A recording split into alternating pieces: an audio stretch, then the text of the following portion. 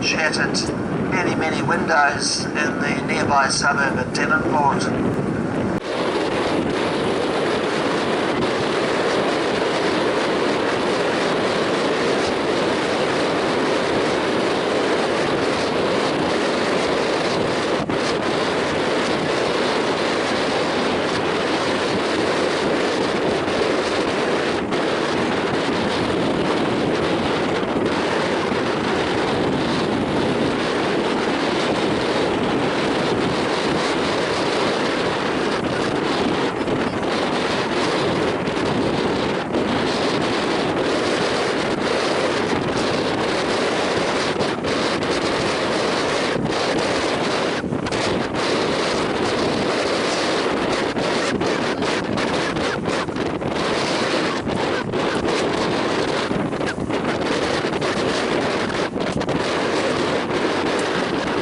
Over on the right hand side is Torpedo Wharf, and then behind it Torpedo Bay. And over on the front right there is another volcanic cone. This one's called Mount Victoria because it was used as a flag signal station for the visiting merchant vessels that came into Auckland. So as they came into view from the outer harbour, they would raise their signal flags depicting who they were and what cargo they were carrying. On top of the hill with its antennae on top and radar is used by the Port of Auckland Communications and used in virtually exactly the same way.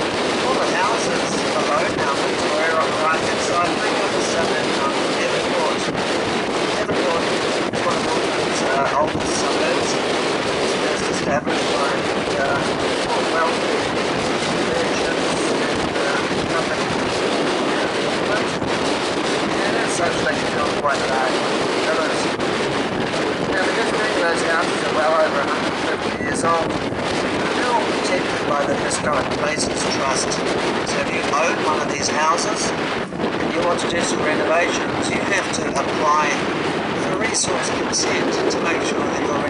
And in terms of paint colour and roof cladding and that sort of thing, it all has to be approved. Now, as part of your harbour cruise, do take advantage and pop over to Devonport for a while. It's got some fabulous shops to explore. Second-hand book shops and antique shops, that sort of thing. And some really good places to eat, cafes, restaurants and bars. You can of course just wander around and look at all the fabulous houses. And if you're feeling really energetic, you can wander up to the top of Mount Victoria or North Head.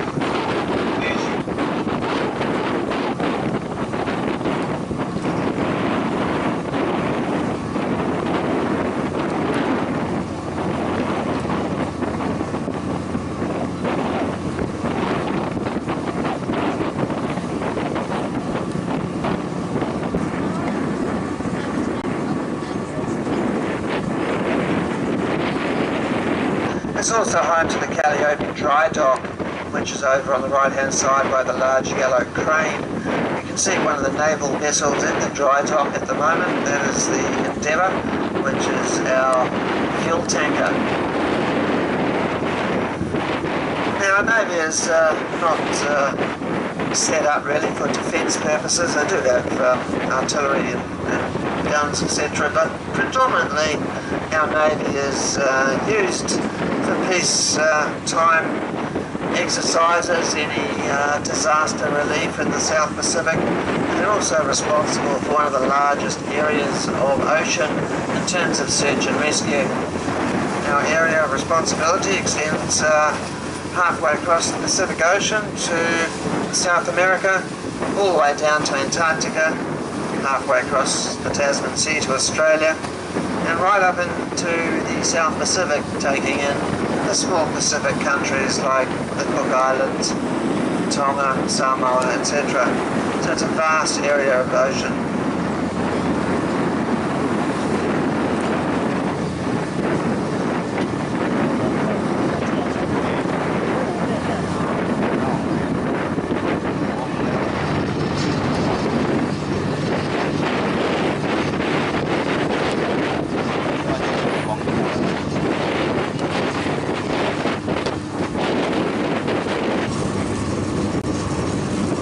So we're just going past Stanley Point on the right hand side.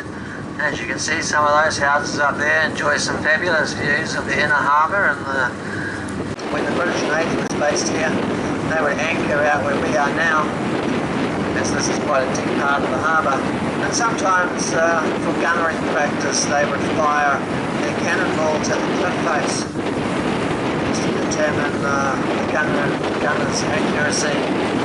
And it wasn't unheard of for teenagers in the early part of the 20th century to see